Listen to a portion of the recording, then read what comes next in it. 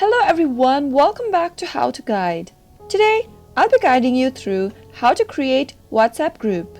If you are watching us for the first time, subscribe to our channel by hitting the subscribe button, press the bell icon so that YouTube will notify you whenever we post a new video. To create a group on WhatsApp, go to your WhatsApp application and tap it open.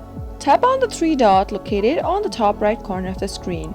Tap on New Group. Search for or select the contacts to add to the group. Tap on the green button located at the bottom right. Now, enter the name for your group. You can even add emoji to your subject by tapping emoji icon at the right. Tap on the green tick mark after you're done entering the emoji, and there you go. You have created a group on WhatsApp. And there you go, you've created a group on WhatsApp. That is how it is done. If you liked the video, go ahead and give it a thumbs up. Feel free to comment down below in the comment box if you have a question or a feedback. I'll be back soon with another tutorial episode. Thank you for watching.